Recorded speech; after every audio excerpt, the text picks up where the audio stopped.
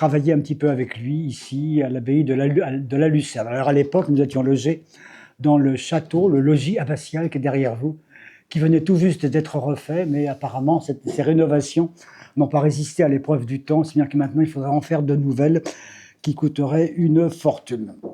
Néanmoins, on a relancé depuis le décès du père Bouilly en 2004, on a relancé en 2019 ou 2020, enfin je ne sais plus, ces rencontres, donc elles ont lieu de nouveau cette année, et cette fois-ci c'est moi qui me dévoue pour essayer de donner un petit peu pour partager quelques réflexions à discuter ensuite. Alors, bien entendu, tout ce que je vais vous raconter, ce sont des opinions personnelles fondées sur des réflexions et des recherches, mais ce n'est en aucun cas un magistère.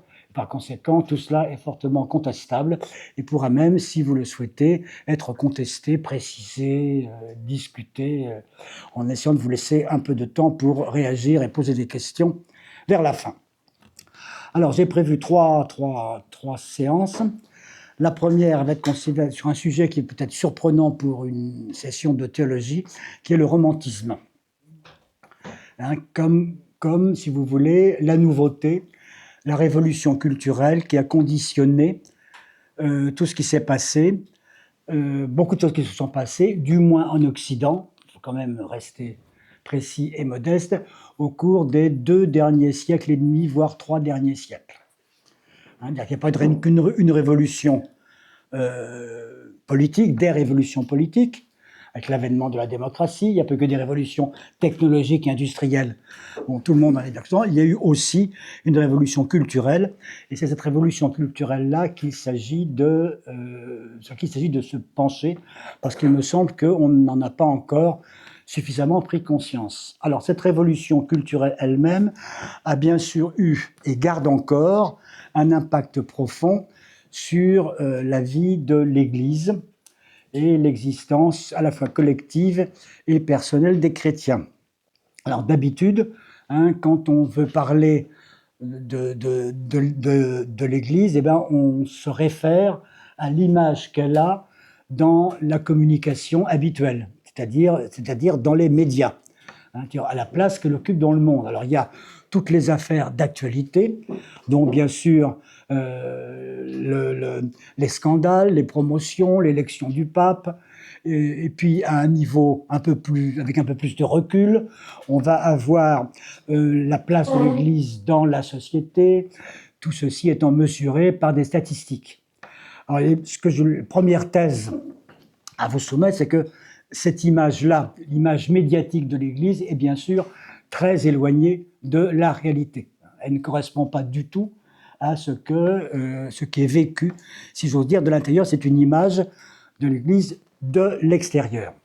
Alors, donc, la thèse, c'est que l'histoire du christianisme ne se réduit évidemment pas à sa visibilité dans le monde et dans les civilisations où il s'est implanté.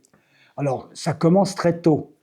Si vous voulez, de même, l'importance d'Israël, du peuple d'Israël dans l'histoire, est absolument disproportionnée par rapport à celle qu'il a dans l'histoire des historiens. Parce que les tribus hébraïques, des Hébreux, qui finissent après des pérégrinations sur lesquelles on n'a pas tellement d'autres documents historiques que ceux de la tradition juive, qui finit par s'installer en Palestine, ce qui est aujourd'hui la Palestine, à l'échelle de l'histoire, c'est vraiment minable. C'est vraiment un événement très, très secondaire et périphérique. De même, si vous voulez, il n'y a pas dans l'histoire de l'Occident, il n'y a pas de véritable âge d'or de la chrétienté entre, disons, Charlemagne et la fin de la guerre de 100 ans. Parce que pendant cette époque-là, bon, il faut oublier que la conquête, l'évangélisation de l'Europe est un processus très long qui ne s'achève qu'à peu près autour de l'an 1000, et encore, le paganisme demeure vigoureux, le parallélisme natif. Pendant ce temps-là, il se passe un tas de choses. Il y a l'émergence de l'islam qui est totalement imprévue, sur laquelle il faudra, et qui demeure encore maintenant et ça j'y reviendrai plus tard, un défi pour la conception chrétienne de l'histoire. Comment ça se fait que l'islam c'est l'islam qui est venu après le Christ, ça c'est le gros défaut. Et puis la chrétienté, c'est aussi des choses qui sont aujourd'hui absolument incompréhensibles à l'aune des critères que nous utilisons habituellement, c'est les croisades. Les croisades, c'est quelque chose qui est aujourd'hui totalement inexpliqué. De même qu'on ne comprend pas non plus maintenant la querelle du sacerdoce et de l'empire, qui finit mal, puisque en un certain sens, qu'est-ce que la réforme? Sinon, là, tout le monde, les historiens sont à peu près d'accord là-dessus. Ne sont pas des guerres de religion, ce sont des guerres où la religion est instrumentalisée au profit d'un mouvement de fond, qui est un mouvement purement laïque, purement historique, purement politique, qui est la naissance de l'État-nation. L'exemple le plus clair à ce sujet, pour ceux qui étudient et aiment un peu l'histoire, c'est celui de Guillaume de Nassau, qui est catholique, mais qui se fait protestant pour pouvoir créer l'État qui va devenir les Pays-Bas, la Hollande, etc. Voilà, donc les choses. Donc, tout ceci, bien sûr, est absolument sans pertinence sur ce qui est vécu intérieurement dans l'Église et qui aussi joue un rôle. Parce qu'il ne faudrait pas croire non plus que l'Église est entièrement tributaire de ce qui se passe dans le monde. Alors, par exemple, vous donner une chose, quel était l'enjeu? Pourquoi est-ce que la conversion de Clovis est quelque chose d'important? Clovis se convertit au christianisme, mais pas à n'importe lequel christianisme. La tentation normale aurait été pour lui de se convertir au christianisme arien. Alors, aujourd'hui, la plupart d'entre nous, je suppose, se demandent encore ce qu'il peut y avoir de si abominable, de si désastreux dans l'arianisme. Après tout, sommes-nous absolument sûrs de tout ce que certaines propositions d'Arius ne nous choquent pas. Si on y réfléchissait pas, si c'était pas signé Arius, qui aujourd'hui, même dans un sermon, sans le faire exprès, serait arien sans le savoir ou sans le faire exprès. Donc il y a quelque chose qui se passe en dessous de ce qu'on peut voir. En fait, alors là-dessus, si vous voulez éclaircir cette question, il y a un historien qui a très bien expliqué ce qu'il y avait de si terrible dans l'arianisme. Cet historien, il est décédé maintenant, c'est Michel Rouche, qui justement qui est le grand spécialiste de Clovis.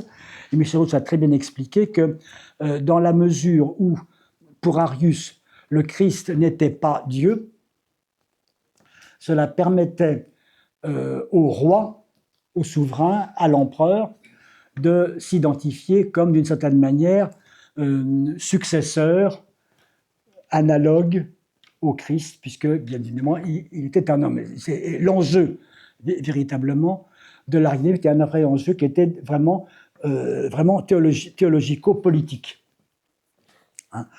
De même, si vous voulez, pour ce qui est de l'irruption de l'islam, ça a été une surprise, parce que rien ne l'explique autrement que l'aventure spirituelle de Mahomet et l'impact qu'elle a eu. Parce que quelques décennies seulement avant l'irruption de l'islam, la grande menace venue d'Orient, c'était les Perses.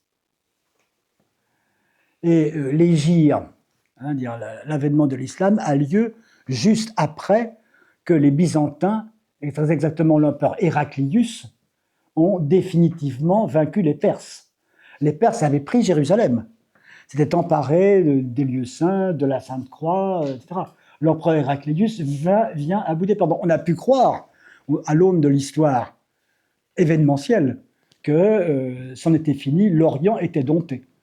Alors, personne n'avait prévu cet événement, et on ne pourrait pas dire que là, c'est vraiment un événement strictement religieux. Il n'y a rien, aucune cause technico-économico-politique n'explique ça. C'est vraiment de même que aucune cause technico-économico-politique ne peut expliquer la réponse à la montée de l'islam, qui est les croisades. et la Reconquista de l'Espagne.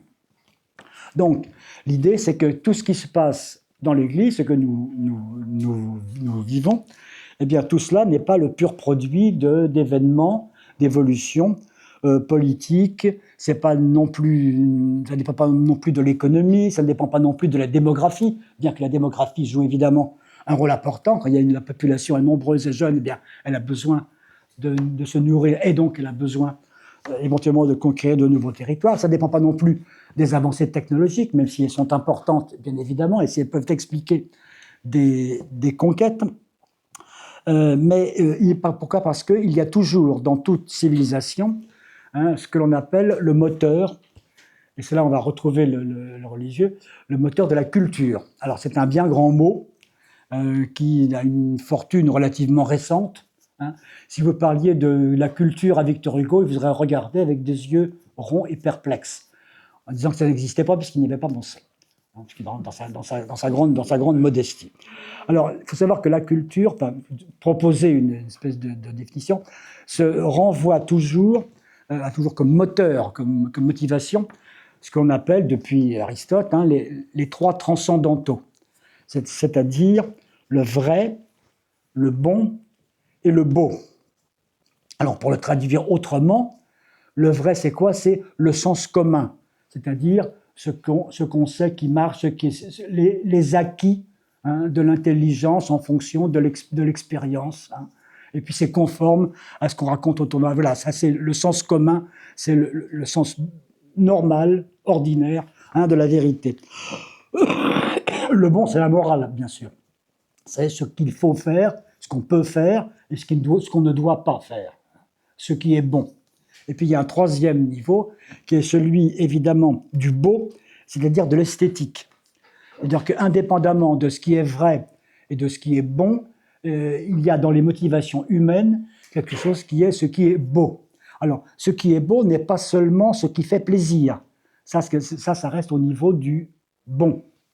Ce qui est agréable, mais c'est ce qui, d'une certaine manière, répond à des aspirations qui ne sont pas seulement immédiates, qui provoquent une espèce, si vous voulez, d'exaltation, l'idée d'un dépassement et le sentiment lui-même qui correspond à un besoin d'échapper aux conditionnements les plus immédiats, d'avoir une existence, une vie qui dépasse les conditionnements immédiats du temps et de la matière. Voilà donc ce qui forme ce qu'on appelle la culture, donc c'est-à-dire ce qui est cru et accepté et pratiqué, et ce qui est désirable, donc à la fois concrètement, physiquement, au niveau des émotions, ce qu'on appelle beaucoup le cœur, qui n'est pas seulement l'intelligence, mais qui comporte une part d'affectivité, ce qui concerne également le domaine que, depuis très longtemps, de façon immémoriale, on appelle celui de l'esprit, que l'on peut assez facilement définir, d'après l'expérience, en ce que le spectacle comme ce qui est gratuit, c'est-à-dire ce qui ne correspond à aucune nécessité d'ordre physique ou mécanique ou rationnel. Voilà, il y a donc une certaine gratuité, et cette gratuité elle-même peut être mobilisatrice. Alors bien évidemment, la foi chrétienne est assez lourdement dépendante de la culture dans laquelle elle se développe. Alors c'est manifeste. La Bible n'est pas sans rapport avec les religions contemporaines de l'époque du premier millénaire avant l'ère chrétienne, et le développement de la pensée chrétienne dans les premiers siècles, ce qu'on appelle le temps des pères de l'Église, est évidemment tributaire de la pensée antique de l'époque, notamment, évidemment, celle de Platon.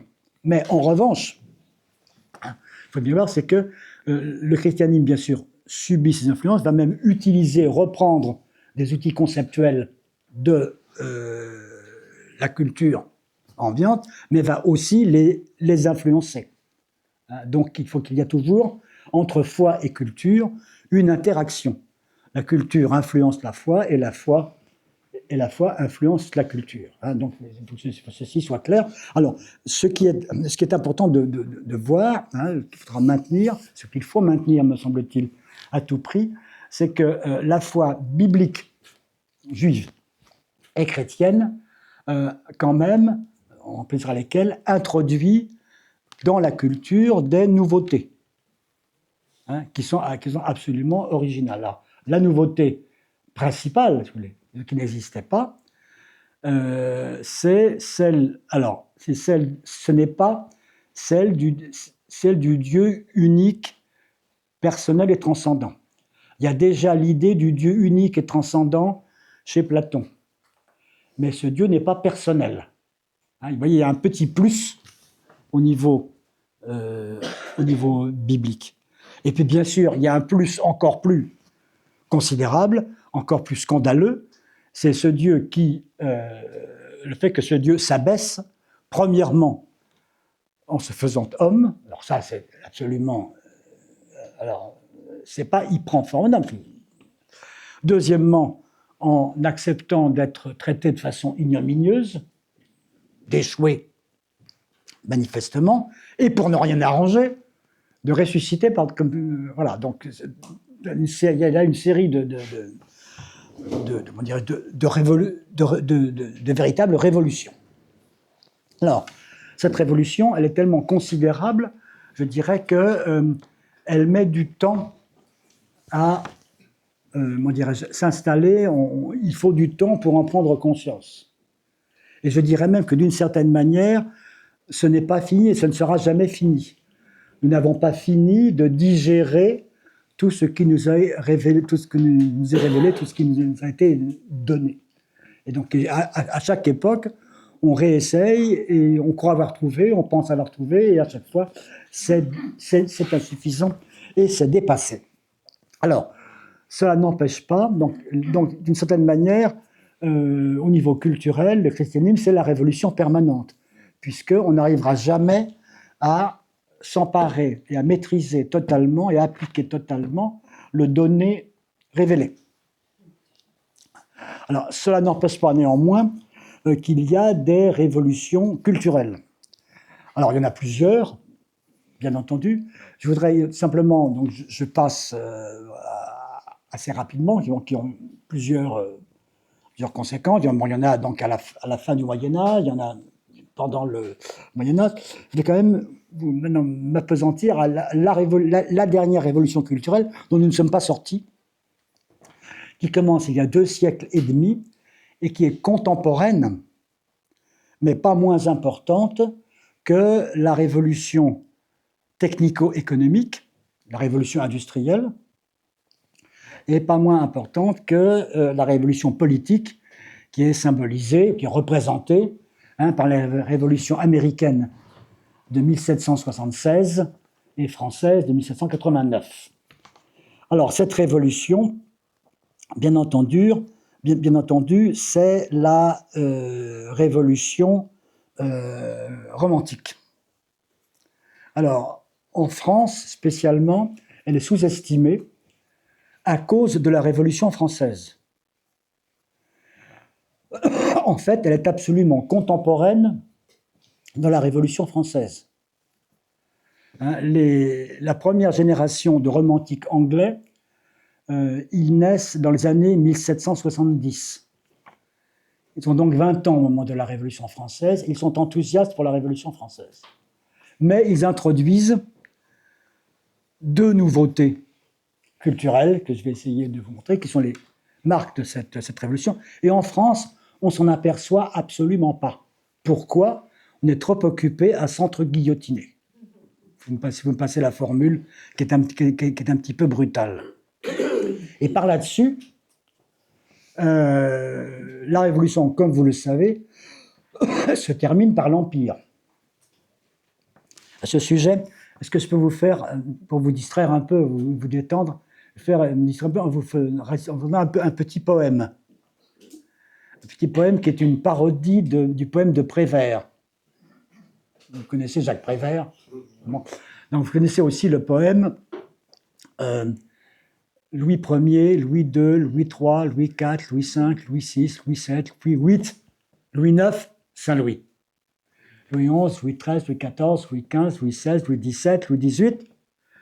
Qu'est-ce que c'est que ces gens-là qui peuvent pas compter, qui ne savent pas compter jusqu'à 20?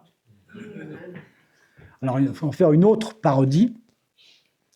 C'est la République. C'est l'an 1er, 1892, 1792. L'an 2, l'an 3, l'an 4, l'an 5, l'an 6, l'an 7, l'an 8, l'an 9, l'an 10, l'an 11, l'an 12, l'Empire. La conclusion, c'est l'Empire. Ça aurait pu finir mieux. En jouant en jeu de mots, Empire, E-M-P-I-R-E, et l'Empire, l'an, l'année, A-N, pire, plus loin, plus mauvais. Voilà. Alors, ce qui se passe, ce qui montre bien, alors d'une certaine manière, au niveau culturel, la Révolution et l'Empire, c'est une formidable régression. La France va se retrouver en retard de 20 ans. Ce qui est caractéristique, si vous voulez, c'est que Lamartine et Hugo admirent des romantiques anglais qui ont leur âge et qui sont ceux déjà de la deuxième génération, Byron et Shelley. Alors, ce qui prouve que la France est en retard, la Révolution retarde la révolution culturelle, c'est évidemment Bonaparte. Alors Bonaparte, si vous voulez, c'est un homme antique. C'est-à-dire, il a vis-à-vis de la religion exactement l'attitude des Romains. Hein, ça existe, donc il faut en tenir compte et l'utiliser, empêcher que ça fasse de mal, mais l'utiliser. Hein, d'où le concordat, le statut pour les cultes, voilà. Et alors, ce qui le vérifie, c'est que pardon, exactement comme le Panthéon pour les Romains, quoi. Il va, merci, il va donc, l'événement révélateur, c'est un truc invraisemblable qui dure un peu plus d'1 an seulement, que Bonaparte entreprend, qui est l'expédition en Égypte. Qu'allait-il donc faire là-bas? Il n'y avait rien à faire, pas d'avantage économique, l'avantage stratégique de couper la route des Indes aux Anglais, parce que les Français avaient perdu les Indes à la suite de la guerre de 7 ans. Bon, c'était pas sérieux. Alors, il y avait eu, on racontait l'histoire, si Leibniz avait suggéré ça à Louis XIV, d'aller envahir l'Égypte. Parce que l'Égypte avait, c'était censé être un grenier à blé, c'était la réputation que ça avait dans l'Antiquité. Mais en fait, l'idée de Leibniz, c'était de détourner les armées de Louis XIV du nord de l'Europe, parce que Leibniz, lui, était payé par un prince allemand qui n'avait pas intérêt à voir les armées de Louis XIV débarquer chez lui. Donc, je pensais que ça aurait été beaucoup mieux pour défendre la gloire de la chrétienté en Égypte. Alors, en Égypte, bien sûr. Pourquoi est-ce qu'il y va? Parce qu'il est gavé de références antiques. Quand Napoléon... Alors, il a une chance invraisemblable. La raison aussi pour laquelle il part, c'est qu'on est bien content de se débarrasser de lui. À l'époque, n'oubliez pas, il a fait carrière. D'abord comme officier d'artillerie au siège de Toulon. Puis il a réprimé une insurrection royaliste à Paris, l'action de Vendémiaire. Puis il a obtenu le commandement de l'armée d'Italie. Et là, il a fait des merveilles. Résultat, il est encombrant. Parce que la preuve qu'il est encombrant, c'est qu'il a lui-même signé la paix avec les Autrichiens, selon les termes qu'il a dictés lui, sans informer Paris. Paris a les résultats de tout. Donc là, il commence à dire que ce type-là est dangereux, donc il vaut mieux l'envoyer au loin. Et pourquoi est-ce qu'il se laisse envoyer si loin? Parce que dans son imaginaire, il va se trouver sur les traces de qui? D'Alexandre, de Pompée et de César. Tout simplement. C'est aussi bête que ça. Alors, arrivé là-bas, il se comporte exactement en sultan. Alors, il essaye de composer, et de même qu'il essaie de composer avec l'Église en France, il compose avec les autorités religieuses, avec les mouftis, les oulémas, Alors, il n'y a pas d'ayatollah, parce que les ayatollahs, c'est chez les chiites, et là c'est les sunnites. Puis au bout d'un moment, il rentre. Alors, et en même temps, donc, c'est un homme qui est orienté vraiment Bonaparte. Hein. Alors, on en fait le symbole d'une certaine modernité. Hein, le code civil, les capacités d'ingénieur, d'artilleur, mais pas du tout. C'est un esprit antique. Hein. Il y a plusieurs petits indices qu'on pourrait citer, c'est à égrener comme ça, mais par exemple, lorsque son camarade Dezay, D-E-S-A-X, un général, un brillant général, meurt à la bataille de Marengo, quand il revient après avoir pris le pouvoir en France, il dira « c'était une arme tout à fait antique ». C'est le plus grand compliment qu'il pouvait lui donner.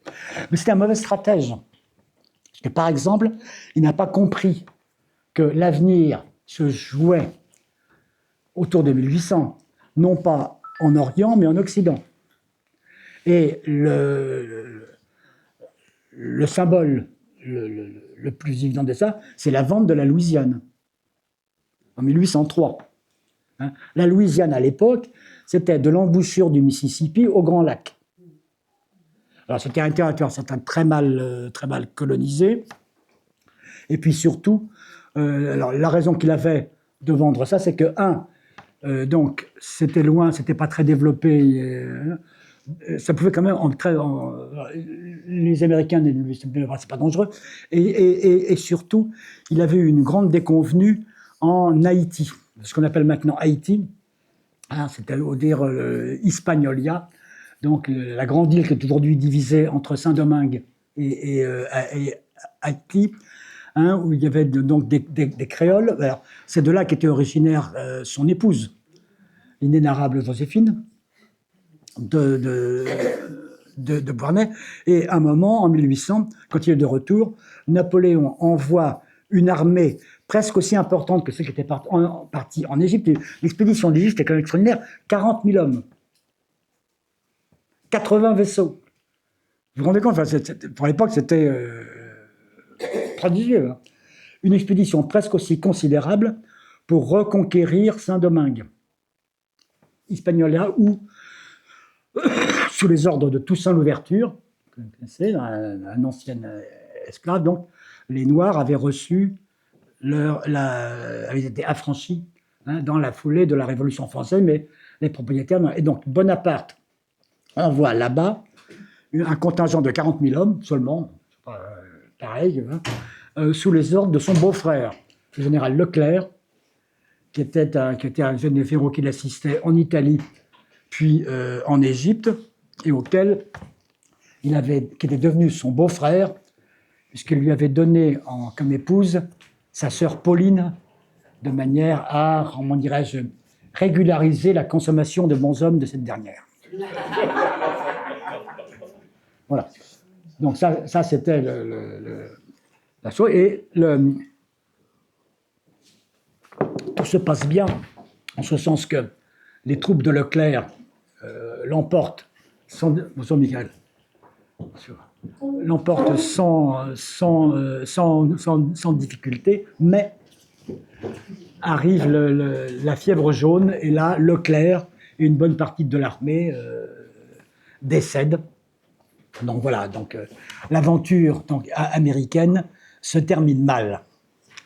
On pourrait dire que, indépendamment de cette histoire, l'envers de Bonaparte, c'est Chateaubriand. Parce que Chateaubriand, lui, il comprend... Alors, il va en Orient aussi, mais pour un pèlerinage. Si vous lisez l'itinéraire de Paris à Jérusalem, c'est bien un pèlerinage. C'est pas une expédition militaire. Hein. Il y a une dimension spirituelle. Et puis Chateaubriand aussi, il va en Amérique. Bonaparte n'aura jamais l'idée de... voilà, il a senti tout ça. Et puis évidemment, Chateaubriand, c'est l'homme du génie du christianisme, c'est-à-dire qu'il invente quelque chose qui va devenir très, très, très important, qui est une approche du christianisme, non pas théologique par le vrai, ni morale par le bon, mais esthétique donc par le beau. ce qu'on appelait le christianisme des plats. C'est une invention une invention de Chateaubriand. Alors maintenant, on va dans quand même cette fameuse révolution romantique qui se développe en Angleterre. Alors, c'est une thèse que je vous propose, elle est fondée sur deux percées, deux événements théoriques qui sont pas bien repérés, mais qui peuvent, l'un et l'autre, être identifiés à un auteur.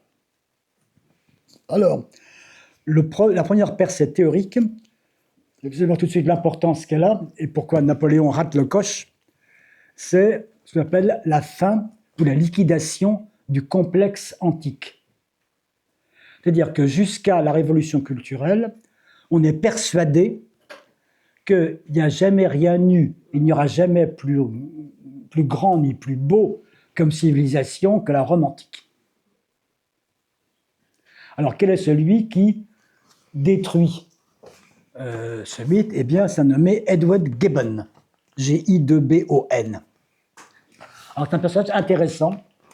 C'est un jeune Anglais, bien né. Il est étudiant à Oxford, bien sûr. Et là, quand il est à Oxford, il y a des querelles théologiques.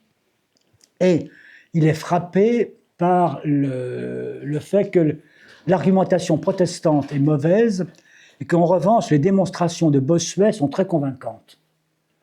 Du coup, il décide de se faire catholique. Panique dans la famille. Parce que le papisme, c'est vraiment le diable. Alors, du coup, on l'envoie refaire son éducation chez un pasteur calviniste à Lausanne. La cure réussit. C'est-à-dire qu'il redevient protestant, mais il restera sceptique. Toute sa vie. Comme on continue à le contrarier et à l'embêter, on l'empêche d'épouser la fille qu'il aime. Voilà, et cette nénette épousera le banquier Necker et sera la mère de Madame de Staël. Voilà, comme l'histoire comme ça de ces aiguilles. Alors, Gibbon, une fois guéri donc de sa maladie papiste, on l'envoie faire son grand tour, le Grand Tour, avec un G majuscule et un T majuscule. Alors, c'est le fait que tous les jeunes gens, les bonnes familles en Angleterre, à partir du deuxième tiers du XVIIIe siècle, ce qu'on appelle le Grand Tour. Ça consiste à passer, alors par exemple, à partir d'Angleterre, à passer par l'Allemagne, l'Autriche, descendre vers l'Italie, faire une petite excursion en Grèce et revenir par la France et ou l'Espagne. Ça s'appelle le Grand Tour. Et quand il fait son Grand Tour, Edward Gibbon arrive à Rome, alors un lieu que vous connaissez sûrement, qui est le Capitole. Et là, du haut du Capitole, où il n'y a pas encore tous les monuments qu'il y a maintenant, qu'est-ce qu'il y a quoi? Les ruines du Forum. Et là, il a eu une intuition, non pas seulement, que c'était grand, que c'était beau, mais deux, ça ne se relèvera jamais. C'est fini, c'est fichu. Et il va donc entreprendre la publication d'un ouvrage qui va avoir un effet considérable, qui s'appelle « L'histoire de la décadence et de la chute de l'Empire romain ». Alors, les dates, c'est 1776 à 1788. C'est de la Révolution américaine à la veille de la Révolution française. Histoire du déclin de la chute. Alors, c'est pour dire parce que, des livres comme ça, il y en existait un. Le plus célèbre, bien sûr, c'était Montesquieu. C'est Considérations, le titre de Montesquieu, c'est les Considérations sur la grandeur et la décadence des Romains. Alors que Gibbon, lui, il commence bien, si vous voulez, à l'époque de César, mais il poursuit jusqu'à la chute de Constantinople. Et donc, c'est bien l'histoire en passant par l'irruption de l'islam. Alors, bien sûr, il parle de Khosroès et des Perses, mais après, tout est renversé par l'irruption totalement inattendue de l'islam. Puis, bien entendu, les croisades, les Normands en Sicile. la querelle du sacerdoce et de l'Empire, et ça se termine par la chute de Byzance. Donc c'est bien l'idée que, quelque grande qu'ait été cette civilisation, c'est fini, et ni. Et en quelque sorte, ce que Gibbon montre, c'est que les germes de la déchéance, de la décadence, les germes de mort étaient déjà présents à la naissance. Alors, il y a une autre dimension importante du livre de Gibbon, c'est qu'il rend le christianisme en partie responsable de la décadence et de la chute de l'Empire romain. Alors, avec notamment deux reproches.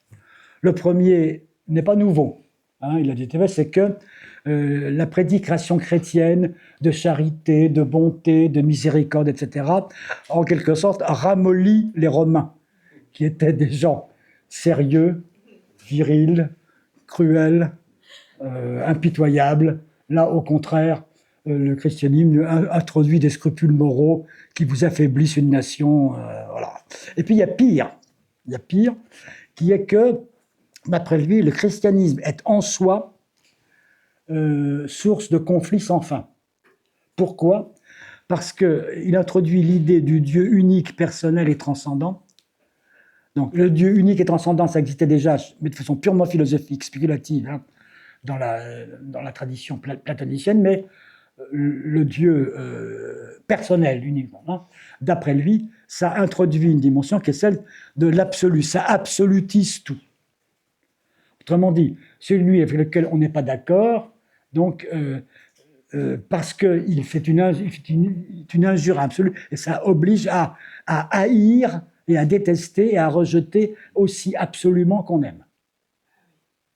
Donc d'après lui, le danger qu'introduit le christianisme dans la culture, et donc dans la civilisation, c'est l'absolutisation.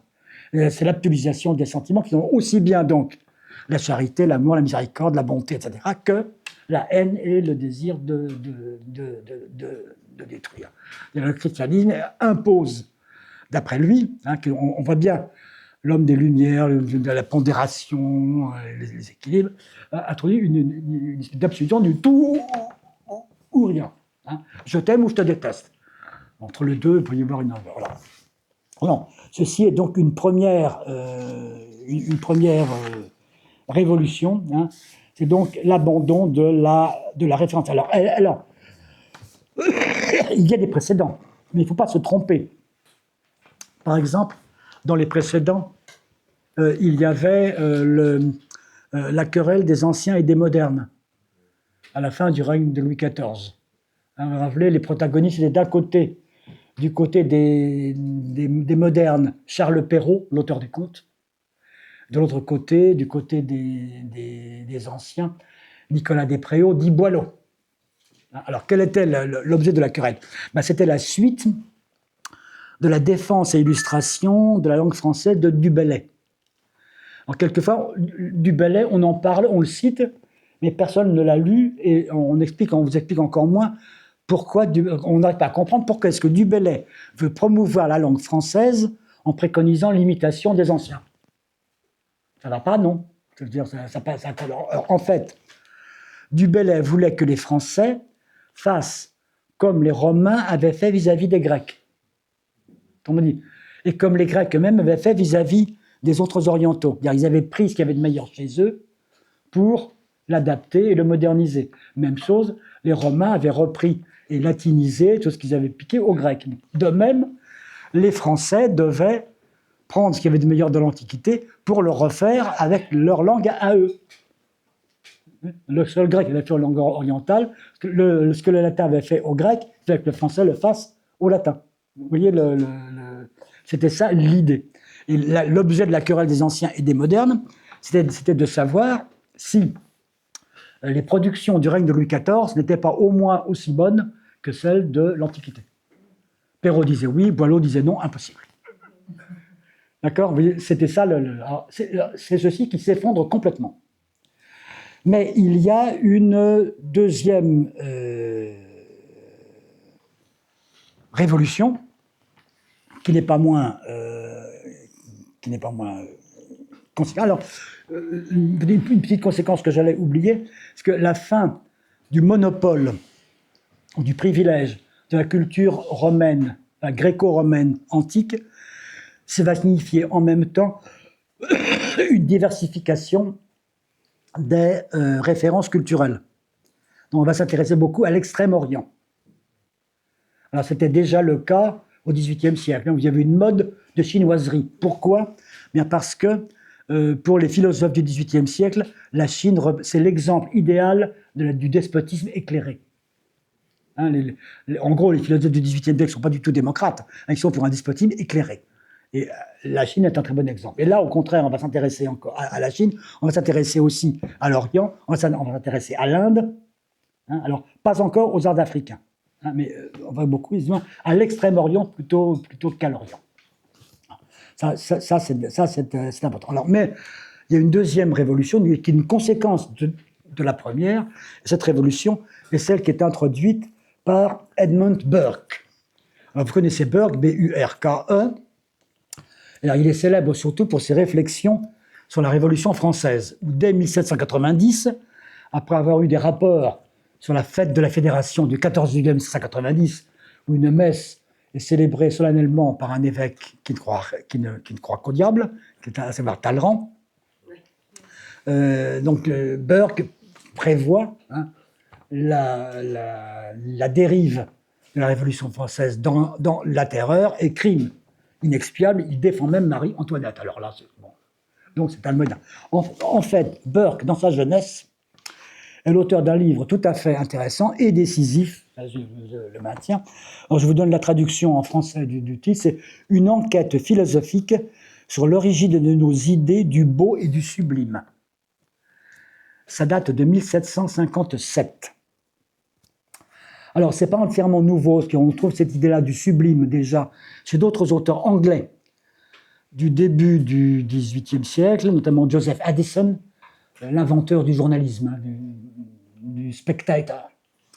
C'est aussi le comte de Shaftesbury. Bon, passons pour l'histoire de la philosophie. Ça fera pour suffire Michael. Donc, l'originalité, c'est l'idée que le sublime est plus fort et plus puissant que le beau. C'est que non seulement on liquide l'Antiquité comme modèle politico-culturel, civilisationnel, mais aussi on va liquider son esthétique. À savoir, le beau classique, c'est le beau platonicien, harmonieux, idéal, apaisant, rassurant, à la limite épanouissant. Donc la découverte, là-dessus que Burke insiste, c'est que ce qui est laid, ce qui est repoussant, fascine et produit des émotions beaucoup plus fortes, beaucoup plus puissantes, beaucoup plus subversives que le beau, tranquille et serein. Il le prouve, Burke, sa démonstration est intéressante, en étudiant simplement les effets physiologiques. Quand vous trouvez devant un joli bouquet de fleurs qui vous émeut, bon, les effets physiologiques sont limités. Quand au contraire, vous avez peur, hein, alors là, le poil se hérisse, on transpire, la respiration se met à haleter. Donc, les effets physiologiques sont plus forts, donc l'émotion est plus forte, parce que ça se mesure. Alors, ceci a des conséquences qu'on en aperçoit assez rapidement en Angleterre, justement, au XVIIIe siècle, et qui sont... il y en a trois, je les mentionne rapidement, je m'aperçois que je suis un peu long. Premièrement, il y a un retour en grâce de Shakespeare. Jusque-là, Shakespeare était considéré comme... Au jour de Shakespeare, quelquefois, hein, c'est très désordre quand même. Hein. Il n'y a pas les trois unités de temps, de lieu, d'action. Il y a des grivoiseries. Alors, pas du tout. Shakespeare revient à la mode, avec notamment, je vous signale, alors, ça symbolise tout, hein, ce que je vais essayer de vous expliquer. Dans la première scène de Macbeth, les sorcières chantent « Le beau est laid et le laid est beau hein. ». Fair is foul and foul is fair. Hein. Donc, voilà, donc, le laid devient intéressant. Voilà. Deuxièmement, on redécouvre les poésies scandinaves, Alors, c'est la grande mode de Ossian. Alors, c'est des poèmes, il y a un faussaire du nom de Macpherson qui fabrique des poèmes antiques. Il y a aussi un jeune homme qui en fait autant, qui s'appelle Thomas Chatterton. Mais comme on ne croit pas qu'un jeune homme de 17 ans peut faire des vers qui se ressemblent aussi merveilleux, attribués à un moine du 8e siècle, personne ne le croit, il se suicide. C'est Chatterton, et ça c'est le début du poète maudit. Et ça donnera lieu à la pièce de Musset, aussi au roman Stello de Musset. Troisièmement, donc, retour à l'antique. Hein, on va aussi découvrir donc les épopées scandinaves. Et troisièmement, c'est l'apparition du roman gothique. Hein, le roman gothique, si vous connaissez, c'est alors pourquoi gothique? C'est parce que ce qui est gothique à l'époque pour les rationalistes, c'est ce qui est pré-civilisé, obscurantiste. Voilà. Au contraire, ça fait peur, donc c'est vachement excitant. Alors, le premier roman gothique, c'est Le Château d'Otrante, qui est dû à Horace Walpole, qui n'est autre que le fils du premier ministre anglais. Hein, il se fait construire une demeure gothique, le Strawberry Hill, c'est bien connu. Bon, ses continuateurs, c'est Madame Radcliffe, Mrs. Radcliffe, et puis aussi Matthew Gregory Lewis, le moine. Alors, voilà, c'est toujours une histoire d'une charmante demoiselle qui vit mystérieusement dans une maison avec une duègne, qui ne sort que pour aller à l'église. Mais là, à l'église, elle attire l'œil d'un jeune chevalier. Et aussitôt, les ennuis vont se déclencher parce que le jeune chevalier va être arrêté par l'Inquisition et menacé donc de croupir dans une geôle de l'Inquisition, si ce n'est de pire. Et la demoiselle est enlevée, transférée dans une abbaye à moitié déserte. Elle se retrouve toute seule dans le noir. Et dans la nuit, elle entend des gémissements, des bruits suspects, des hurlements de douleur. Qu'est-ce qui va arriver? Bon, la fin de l'histoire, c'est qu'en fait, il y avait un moine lubrique qui aurait bien voulu profiter de la jeune fille, et le jeune homme dérangeait les projets. Et à la fin, bien sûr, tout se termine bien. Le moine lubrique lui-même tombe empalé au fond de les oubliettes qu'il avait prévu que les amants qui se déborderaient sous les pieds du sol, des amants pendant leur fuite. Voilà. Donc voilà, ça c'est le roman gothique. Alors, il y a d'autres romans gothiques qui sont extrêmement célèbres et que vous connaissez. C'est bien sûr, Mary Shelley,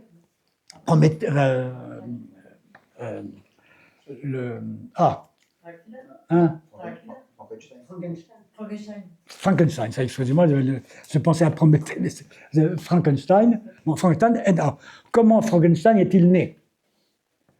Il faut bien le savoir. Donc, pendant l'hiver 1818, au printemps 1818, Byron et Shelley. Alors Byron et Shelley, c'est la deuxième génération romantique. La première génération, c'est Wordsworth, Coleridge, et puis Walter Scott et Robert Savage. Ceux-là, ils sont nés dans les années 1770 et ils meurent après 1830. La deuxième génération, c'est Byron, Shelley et Keats. Ils naissent dans les années 1790 et ils meurent avant 1830. Alors, ils ne sont pas tous absolument identiques, mais les deux premiers, la deuxième génération, Byron et Shelley, c'est le type même du riche gauchiste. Hein, c'est l'idée que si vous êtes de gauche et très de gauche, il faut avoir les moyens. Hein, ça c'est quand même. Donc, alors Shelley est encore plus riche que Byron, qui a quand même un titre de lord. Hein. Ils sont tous les deux chassés d'Angleterre par des scandales.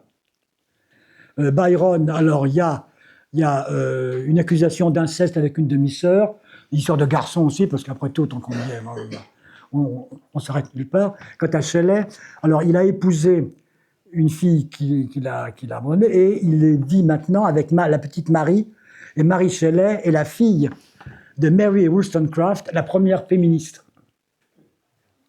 et de William Godwin, un des premiers théologiens athées. Famille magnifique. Et j'oublie que une des demi-sœurs de Mary Shelley est amoureuse de Byron. Tout ce monde-là, alors il y a des bébés, ils ne savent pas trop quoi en faire. Les jeunes filles se suicident. Enfin, bon, et dans ce climat-là, donc, il se passe l'été à la villa Diodati, en face de Genève, encore en Suisse, mais plutôt du côté sur la rive sud, enfin la rive est. Il s'ennuie et il décide de faire un concours. Qui écrira l'histoire gothique la plus horrible. Et alors, Shelley et Byron, qui sont des génies, oublient vite. Il n'y a que la petite Mary, qui n'a que 17 ans, qui finit son devoir de vacances. Et ça donne Frankenstein. Il y a un autre devoir de vacances qu'on oublie beaucoup. C'est qu'en même temps, il y a un autre personnage dans la tribu qui est réunie là, chez Shelley, c'est John Polidori. John Polidori, c'est un jeune Italien qui est déjà médecin. Il a réussi à passer son étude de médecine en Écosse à 18 ans. Et Byron l'a pris comme son médecin personnel. Il s'en fatiguera bientôt. Hein. Mais John Polidori, qui finira mal, il se suicidera après à 25 ans. Bon. Vous voyez, c'est un milieu assez haut en couleur. Termine l'idée de Byron, et c'est le vampire. Et l'origine de Vampire, écrit avec un Y, V-A-M-P-Y, pardon, Y-R-R-E, c'est une nouvelle de John Polidori qui paraît en 1822 et qui est l'idée de Byron, reprise et développée par un jeune homme qui d'ailleurs peut-être pour une fois n'était même pas l'amant de Byron. Bon, passe. Non, même pas. Donc voilà, donc voilà donc le roman gothique. Alors ça sont les retombées immédiates. Hein. Le retour en grâce de Shakespeare, alors aussi grâce aux acteurs. Enfin, quand la compagnie de Keane, K-E-A-N, hein, celui qui remet Shakespeare à la mode, en France, c'est un dissident de Huguenot. Il s'appelle Garrick. C'est G-A-2-R-I-C-K, mais c'est l'anglicisation de Garrigue. C'était un protestant des Cévennes, émigré en Angleterre après la révocation de l'édit de Nantes. Voilà. Leur enfant devient l'acteur qui remet Shakespeare à la mode en Angleterre. Après ça, il y a Keane. Alors, Keane donne lieu à une pièce de Dumas. Et quand Keane vient à Paris jouer Roméo et Juliette, c'est un triomphe. Au point que Berlioz épouse la fille qui joue le rôle de Juliette. Je ne sais pas si vous saviez ça. Enfin, c'est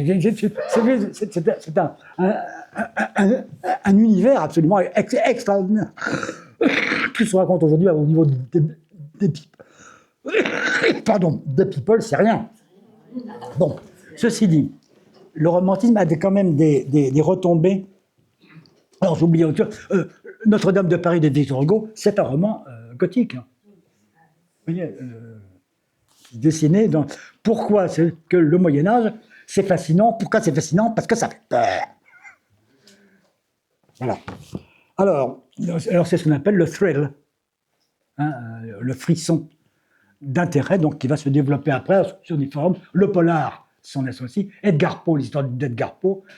Voilà, Henry James plus tard, le polar, hein, tout ça, c'est le chien des Baskerville, c'est dans une ambiance aussi c'est le gothique. Bon, alors ensuite, il y a des conséquences quand même plus importantes cet événement, donc c'est pas du roman. Alors, premièrement, 3 retombées plus lointaines, plus vastes et plus durables. Alors la première, c'est que s'il n'y a plus de père, s'il n'y a plus d'antiquité, hein, il n'y a plus de père. Donc c'est l'effondrement, hein, de l'autorité morale du père. Et l'exaltation, au contraire, de la liberté. Ce qui est grand, ce qui est beau, c'est pas d'obéir à la tradition, à un modèle préexistant, c'est la révolte, et plus grand que la révolte, c'est la transgression. Hein, donc c'est la mode de la transgression, qui correspond en même temps à une espèce d'insatisfaction perpétuelle. Alors, c'est le vague à l'âme, le spleen, hein, les amours fatalement malheureuses, et même une certaine sympathie pour le diable. Hein.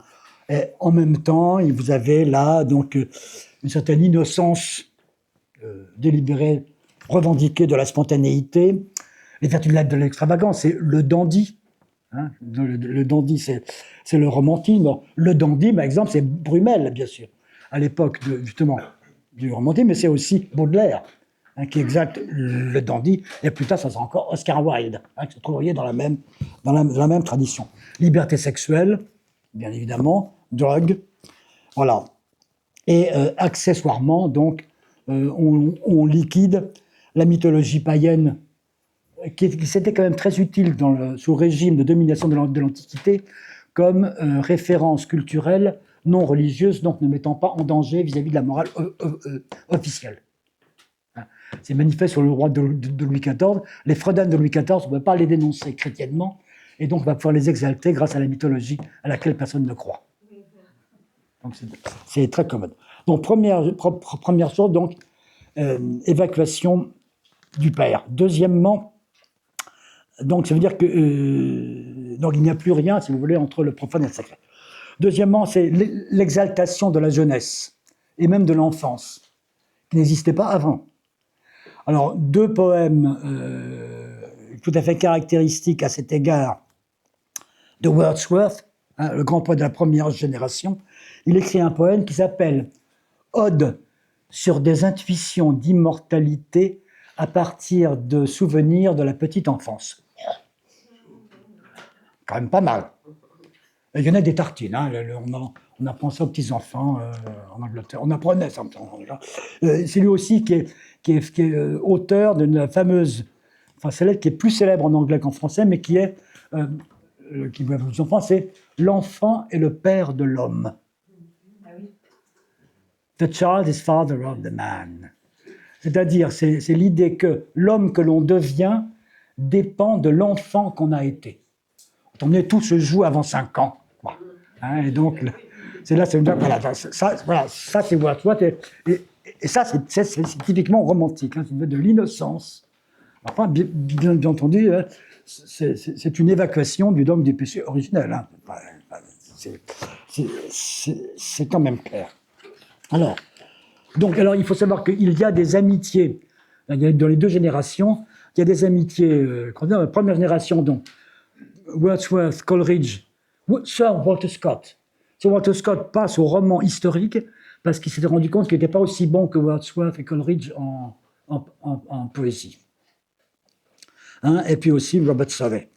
Alors, il y a des amitiés. Ils vivent ensemble. Il y en a un qui est amoureux de la sœur de l'autre. Et puis c'est pire à la deuxième génération, hein, où, je vous dis, vous avez monté les amours compliqués de Byron. Alors Byron, en plus, Shelley est riche comme Coleridge. Dès qu'il continue de l'université, il finance de sa poche. Il a 17 ans, il est étudiant à Oxford. Il publie un pamphlet sur de la nécessité de l'athéisme. Quand même comme provocateur, quoi. Et Byron invente quelque chose qui est devenu cela depuis, c'est l'écrivain engagé. Et évidemment, la première génération meurt. Alors, Keats, à la différence de Byron et Shelley, Keats est pauvre. Il est pauvre, et en plus de ça, il n'a amoureux que d'une seule fille, et les parents ne veulent pas, et il est très malheureux. Voilà. Bon. C'est relativement classique, banal, honorable, après tout. Bon, il est tuberculeux, bien entendu. On l'envoie en Italie, parce que le climat est plus favorable, et là, il meurt dans cette maison que vous connaissez, vous êtes visité à Rome, au pied de la Trinité des Monts, à droite. Hein, il y a une petite maison, qui est la maison où Shelley est morte, qui est devenue un musée aujourd'hui. Mais les deux autres, dont Byron, et ça c'est Keats, Byron et Shelley, donc sont riches comme Crésus, et provocateurs, gauchos. Donc, alors Byron, le premier à mourir, c'est Keats. Aussitôt, ses deux amis déversent des torrents de verre à sa mémoire. Ensuite, c'est Shelley qui meurt. Alors, il a déjà plaqué Marie pour une nouvelle maîtresse. Hein, et il est tout seul, il part en bateau. On lui dit « Non, non, monsieur, vous savez, il y a une tempête là-bas. » Il dit « Peu importe, à moi, il ne peut rien m'arriver, je suis un génie. » Mais quelques jours plus tard, la mer impitoyable dépose sur la côte le corps défiguré du beau Percy Bysshe Shelley. Donc Byron se précipite. Il y a des images dans tous les livres. C'est donc une mer au bord d'une plage, en Ligurie, les noirs nuages s'enfuient à l'horizon et le corps de Shelley brûle sur un bûcher gigantesque et tête nue en face, le bras levé, Byron déclame des vers. Alors Byron, peu après, se prend de passion pour les indépendantistes grecs qui se révoltent contre le maître turc. Il leur envoie de l'argent, et il part au milieu d'eux, persuadé que la présence d'un poète au milieu d'eux ne peut que leur valoir la victoire. C'était peut-être vrai, mais il n'est pas prévu la peste. C'était dans Missolonghi, et donc le beau Byron meurt à 36 ans. C'est le plus vieux qui meurt de la peste à Missolonghi. Voilà. Donc c'est une génération tout à fait. Voilà. Donc j'ai raconté tout ça dans ce livre-là. Je ne sais pas si vous pouvez encore vous le procurer. Bon. Ensuite, le troisième. Après, donc c'est l'exaltation. Donc, le poète, dans la Genève, donc c'est le poète meurt jeune. Donc, il y a l'exemple de Chatterton, ça c'est une histoire vraie. Mais c'est vrai aussi pour Byron et Shelley et Keats. Alors, ensuite, c'est parce que c'est un truc de nouveau dans la littérature, à savoir que c'est l'exaltation du moi. C'est-à-dire que la littérature romantique substitue au héros le génie. Quelle est la différence? Le génie est un personnage, réel ou fictif, peu importe, dont les tribulations illustrent un aspect profond, donc caché, révèle de la condition humaine. Le génie romantique, le héros, c'est lui. C'est à lui qu'arrive l'histoire. Et premièrement, donc c'est pas un personnage, c'est l'auteur. Et deuxièmement, il n'illustre pas un aspect caché et profond de la condition humaine, il en recule les limites. Il en repousse les limites. Vous voyez la différence. Alors, à partir de là, on va se mettre, quand on étudie une œuvre littéraire, à étudier la biographie de l'auteur. Ce contre quoi, comme vous savez, Proust va en vain s'élever dans son Contre Sainte-Beuve. Disons que l'œuvre dit toujours du moi profond, différent du moi social. En fait, ce que le romantique introduit aujourd'hui, c'est dès qu'un auteur devient célèbre, on veut savoir avec qui il vit, combien il a d'enfants, combien de sous il a, où est-ce qu'il va en vacances. Voilà. C'est donc la substitution du génie au héros. Et donc, évidemment, l'exaltation du moi. Alors, ce qui est remarquable, c'est que le romantique est en grande partie irresponsable. Il n'entend pas régner. Il entend encore moins gouverner. Mais il tient à choquer, à scandaliser, à être célèbre, à attirer l'attention. Alors, tout ceci est parfaitement analysé. Ça montre bien l'impact du romantisme dans un des romans de Balzac, Illusion perdue, notamment. Lucien de Rubempré est le type même du héros romantique, c'est-à-dire qui essaye d'être un génie et qui n'y arrive pas. Voilà. Donc ça, c'est tout à fait... voilà. Alors, ce qui est à voir, c'est qu'il n'y a pas de conceptualisation dans le romantisme. Il n'y a pas de philosophie romantique.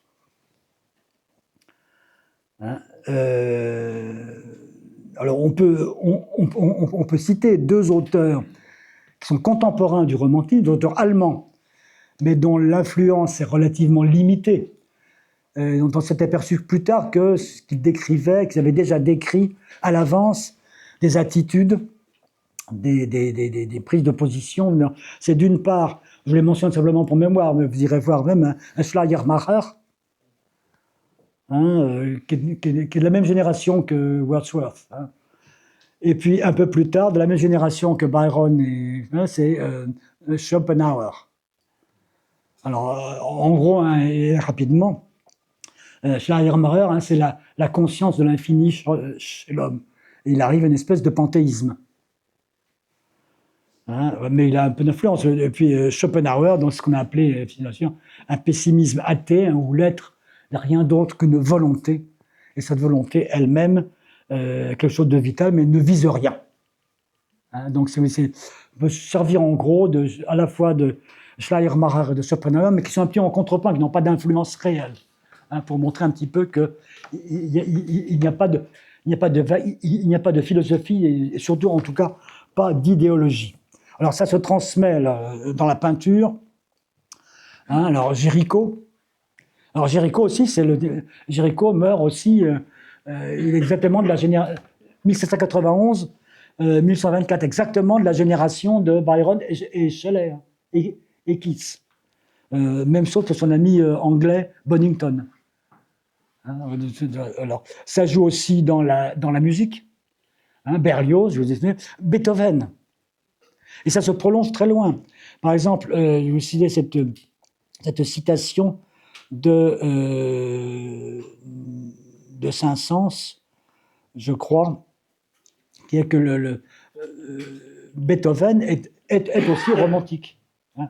Le premier Beethoven est un petit peu comme la première génération des romantiques. La nature, etc. Mais Saint-Saëns notait que lorsque les gens entendent l'orage dans la 6e de Beethoven, la fameuse pastorale, eh bien, on a des sentiments de peur qui sont au moins aussi puissants que les sentiments de joie de la nature. Donc voilà, c'est bien et le dernier Beethoven, celui des Quatuors, fait preuve d'audace, de transgression, qui sont bien à leur tour typiquement romantiques. Alors, le romantisme, il faut que j'avance, se prolonge, si vous voulez, d'abord chez Baudelaire. Enfin, j'ai retrouvé la citation de Saint-Saëns qui dit « Cela donne comme des vertiges, et bien des gens, en entendant cet orage, ne savent trop si l'émotion est plaisir ou douleur. » Voilà, c'est exactement le système. Alors, il y a un impact politique. Le romantisme est à la fois de gauche et de droite. Il est de gauche parce qu'il conteste l'ordre établi, l'ordre dominant, quel qu'il soit. Et d'autre part, il est de droite puisqu'il est élitiste. Pas du tout démocratique. Et c'est toujours, bien évidemment, d'un triomphe relatif. Il y a toujours une résistance bourgeoise. Et il y a aussi une résistance du matérialisme. Mais à la lumière du romantisme, on peut s'offrir une nouvelle compréhension du matérialisme scientifique, scientiste, rationaliste, positiviste, etc. C'est une tentative désespérée pour retrouver un monde propre, bien ordonné et sans mystère, comme celui qui était dominé par la culture antique. On peut l'interpréter à ce niveau-là comme une tentative de régression. Et une des plus grands malentendus, une des plus grandes escroqueries du XXe siècle, ça a été la qualité romantique qui a été prêtée au communisme. Après qui s'explique en fait fort bien, c'est que le communisme, à ce moment-là, alors malgré au niveau culturel et artistique, c'est désastreux. Ça veut dire que le réalisme socialiste, c'est une catastrophe au niveau de l'art, mais le communisme réussit à capter tout ce qui est révolte et désir de transgression de l'ordre établi en Occident au moment toute la période des 30 glorieuses. Alors la pérennité du romantisme, elle se vérifie chez Baudelaire, elle se vérifie chez Flaubert. Qu'est-ce que c'est que Madame Bovary? Sinon l'illustration des ravages du romantisme et de la réaction au romantisme, celle de Monsieur Homais. Emma, elle est victime clairement du romantisme, de la mauvaise littérature qu'elle lit, et puis en face, il y a celui qui se défend contre le romantisme, c'est Monsieur Homais. Vraiment, vous avez là un tableau presque parfait. Et bien entendu, il est tout à fait significatif que c'est la même année, 1857, que Baudelaire et Flaubert Ils sont nés la même année, 1821. Enfin, l'un et l'autre objet de procès. Flaubert pour Madame Bovary, le premier en janvier, et Baudelaire en juillet ou mars, au printemps, pour Les Fleurs du Mal. Flaubert écrit d'ailleurs ne se trompe pas, et a écrit à Baudelaire, vous avez réussi vous avez trouvé le moyen de rajeunir le romantisme. Et de fait, il faudrait lire le dernier vers des Fleurs du Mal, qui est donc de Baudelaire, c'est au fond de enfer ou ciel, qu'importe, au fond de l'inconnu pour trouver du nouveau. Et le mot nouveau est en italique, suivi d'un point d'exclamation. Ce qu'on va dire, c'est la soif perpétuelle de nouveau, du renouvellement perpétuel. Alors donc, le romantisme a été critiqué, je vais essayer de terminer. Alors, il y a des critiques du romantisme. Alors là, évidemment, il y a celle que j'ai essayé de faire dans ce livre, mais il y a aussi celle d'un auteur que j'aime bien, qui est tout à fait original, que vous ne connaissez plus, qui s'appelle Marcel Aymé, A-Y-M-E. Je ne sais pas si vous dit quelque chose. Peut-être que vous avez lu autrefois Les Contes du Chat Perché, voilà, ou La Jument Verte. Peut-être avez-vous vu Clérambart au théâtre, qui est une pièce intéressante, sur le radicalisme chrétien. Alors, Clérambart, Marcel Aymé a publié en 1900, je ne sais plus combien, 47, je crois, donc, non, 49, ce petit livre qui s'appelle Le confort intellectuel,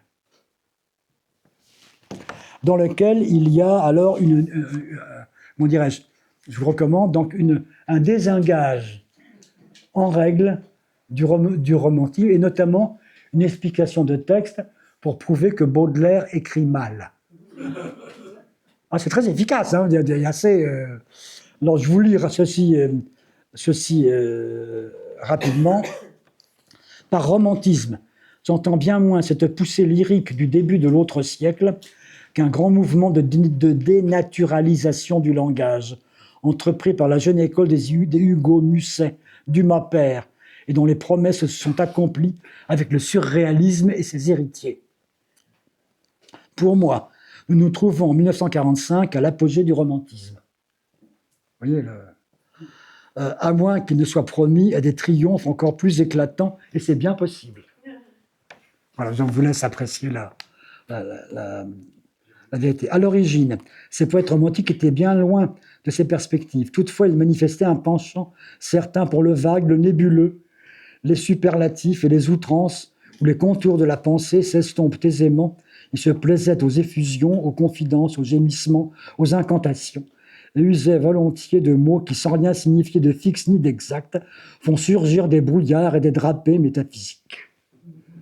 Dieu, le ciel, l'âme, la douleur, la liberté, le poète, la mer, la beauté, le fruit, le rêve, l'ennui, les ténèbres, l'amour, le cœur, etc. Voilà, donc, moi, je vous épingle ça. Alors, au niveau religieux, qu'est-ce que ça a donné? Quel a été l'impact, je vais terminer là-dessus, du romantisme sur... Alors l'impact, il y a eu Chateaubriand, bien entendu, j'en ai fait, qui a donc montré que l'idée qu'il y a une certaine qualité esthétique. Mais il y a eu aussi Lamennais. Lamennais a quand même été un grand succès dans la jeunesse catholique pendant la Restauration et sous Louis-Philippe. Alors, mais Lamennais, ça veut dire quoi? Je reprendrai ici l'analyse de Lacordaire, qui était lui-même au départ séduit par le lyrisme de Lamennais, mais qui se rendait compte que c'était tout simplement une sensibilité sans dogme ni institution. Et donc, si vous voulez, ce que le romantisme a instauré, c'est tout simplement la religion individuelle. Et c'est la grande nouveauté à partir du XXe siècle, de la deuxième moitié du XXe siècle, c'est-à-dire une religiosité sans institution ni dogme. sans rite obligatoire non plus. Donc une religion individuelle. Alors, et c'est cela qui a été donc le produit, en quelque sorte, du romantisme auquel l'Église se trouve confrontée depuis maintenant plus d'un siècle. Alors, il s'agit non pas d'un nouvel adversaire, mais d'un nouvel interlocuteur, puisque qui est beaucoup plus difficilement saisissable, puisqu'il n'est pas répressif, il n'est pas ouvertement hostile, il ne promeut pas de théologie alternative, de rechange culturel. Mais, si vous voulez, il domine en quelque sorte le domaine culturel. Et c'est là où je terminerai là-dessus, n'espérons pas avoir été trop long, bon, ça va ennuyer, par une citation de Bertolt Brecht, qui vous expliquer. Il a dit « L'art ne doit pas être un miroir pour refléter la réalité, mais un marteau pour la façonner. » Alors, c'est, si vous voulez, c'est un petit peu le défi. C'est ce qu'ont beaucoup utilisé les romantiques, mais je dirais une fois, c'est une révolte sans but. Une révolte permanente, une révolte sans but. Mais ça vous explique aussi pourquoi des entreprises comme celle de Bolloré ou de Pierre-Édouard Stérin suscitent une telle haine, une telle obsession, parce que c'est une action qui se joue au niveau de la culture. Et donc, l'idée qu'on puisse intervenir dans la culture avec un objectif, avec un but, c'est ça qui soulève, disons, une haine qui est évidemment elle-même irrationnelle. Voilà, je n'irai pas plus loin ce matin, j'étais un peu plus long que prévu, je vous prie de m'excuser, je suis trop... On encourage.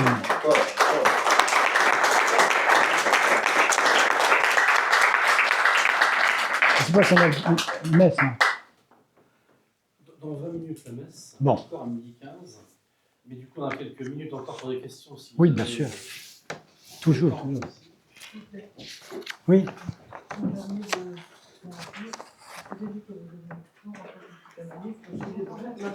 Vous parlez plus fort, s'il vous plaît. Je dois être un peu dur d'oreille avec l'âge.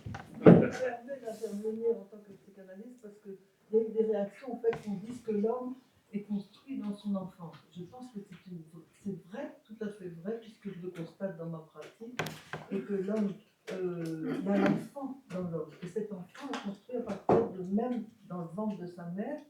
Jusqu'à 5-6 ans, c'est vrai que s'il y a eu des chocs, ben l'enfant après grandit et il peut y avoir résilience, comme dit Boris Cyrulnik, mais s'il y a eu trop de douleur, trop de souffrance, la personne est obligée de faire une analyse pour se retrouver, parce qu'elle était perdue dans cette souffrance. Vous voyez. Alors je crois que c'est très vrai ce qu'il dit là, mais c'est un peu, évidemment, Mais je crois que c'est vrai, mais c'est pas parce que le romantique, c'est pas parce que Wordsworth a écrit ça vers 1790 qu'il a simplement été en avance. Mais il était en avance, justement. Alors, tout n'est pas faux.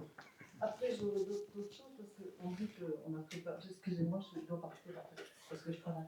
Mais donc, on dit que la grande peur, c'est pour l'instant la Russie, mais il y a un écrivain qui a entendu la radio qui sait, mais la grande peur, maintenant, ça devrait être l'islam, et non plus la Russie. Pas la Russie, mais l'islam. Alors, on parlait un petit peu de l'islam tout au début de votre conférence, vous avez parlé de ça. Et je crois que peut-être on pourrait reprendre un peu de ça pour voir un peu. Mais on parle, j'ai prévu de vous en reparler de l'islam. Comment ?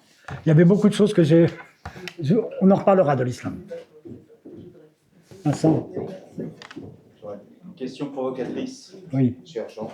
Si je reprends les retombées lointaines que tu as citées, donc plus de père.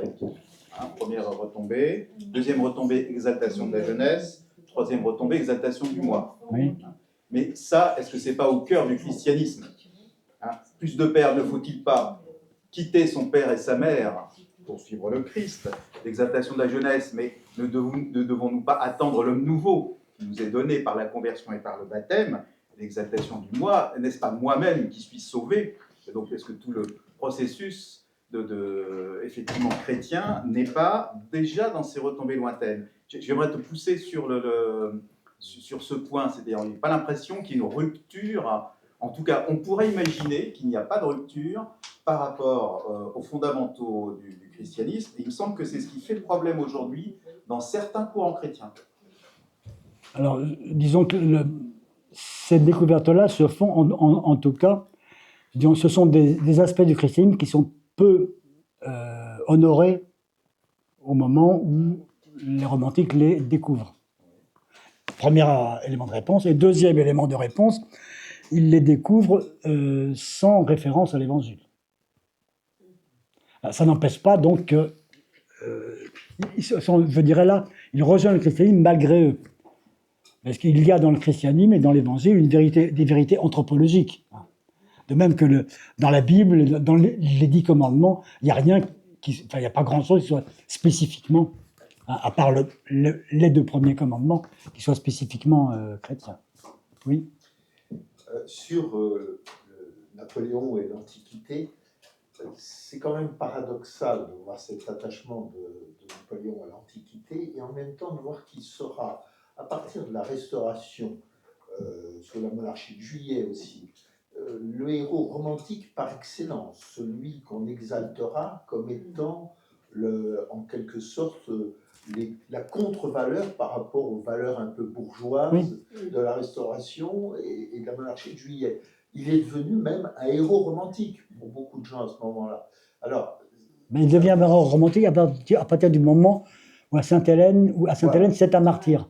Voilà, c'est le mémorial de Sainte-Hélène. C'est un martyr.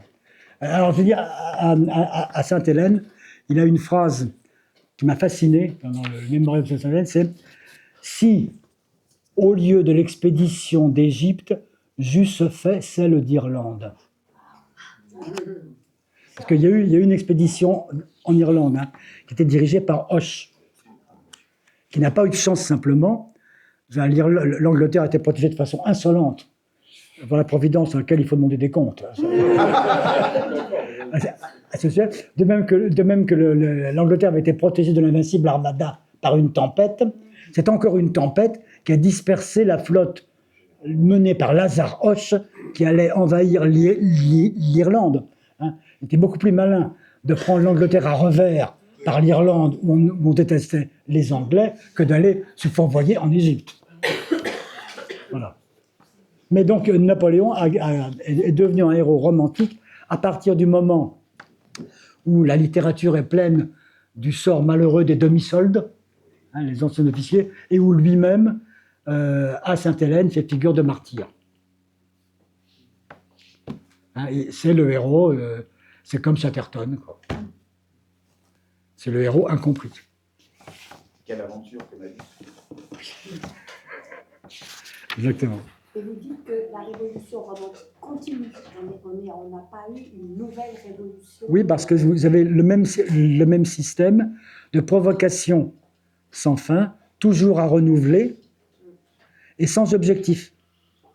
C'est ça le romantisme, que j'appelle le romantisme. Vous n'avez pas de programme. Il n'y a pas de programme, mais il y a tout de même un sens de la transcendance qu'on a perdu depuis le romantisme. Ah non, ils sont prêts à ressortir la transcendance si ça peut faire du buzz.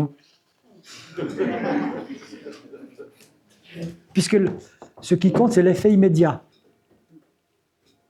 On peut vous donner aussi un exemple. Il y a aussi aujourd'hui, par exemple, ça change. Deux citations encore. Shelley a écrit les poètes sont, sans qu'on s'en aperçoive, ceux qui écrivent les lois du monde. Poets are the unacknowledged legislators of the world. Non, c'est les législateurs. Donc, le poète a toujours raison, comme chantait l'autre, en faisant rimer ça avec Aragon. Mais, bel exemple de poète. Mais alors, ça c'est ce que disait Shelley. Et pour le dire à sa manière, beaucoup plus pompeuse, Victor Hugo s'attendait. Ah oui, peuple, écoutez le poète, écoutez le rêveur sacré. Dans votre nuit, sans lui complète, lui seul a le front éclairé. Ça, Victor Hugo, toute la modestie de Victor Hugo. Vous connaissez ce mot célèbre aussi de Victor Hugo à la fin de sa vie. On lui présente un jeune auteur, et on lui demande après qu'en avez-vous pensé.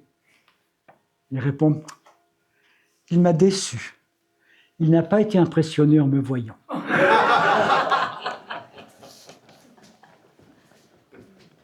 Voilà, ça c'est. Et pour le dire, pour donner. Alors, enfin, pour faire alors, à la fin de mon livre, je me suis amusé de faire des. Comment dirais-je, des traductions des meilleurs poèmes romantiques pour Shelley. Voilà. Alors, et pour Shelley, comme le c'est l'Ode au vent d'Ouest, non? Allez, pour vous récompenser d'avoir été si sage. À la fin, comme ça, quand j'étais à l'école primaire, à la fin de la classe, on avait été sage, avant la récré, le maître nous récitait un poème. Alors, je suis de. Donc, Ode au vent d'Ouest. Hein. Fais de moi ta lyre, comme l'est la forêt. Qu'importe si je perds dans mes frondaisons, si je perds aussi mes frondaisons à l'automne. Car ta puissance, le vent, tirerait de moi, comme d'elle, des sons doux et profonds, bien qu'en furie. Sois mon souffle, vent de colère, anime-moi, de ta fougue fais-moi le don. Répands mes pensées mortes dans tout l'univers, comme la feuille fanée aide aux renaissances, et fais briller, quand je t'invoque dans mes vers, tel d'un feu mal éteint les incandescences tenaces, mes paroles dans l'humanité. Que ma bouche au milieu de tant de somnolence trompette tes prophéties. Dis-moi, vent pressé, si l'hiver vient, le printemps ne saurait tarder. Ça, c'est du Shelley.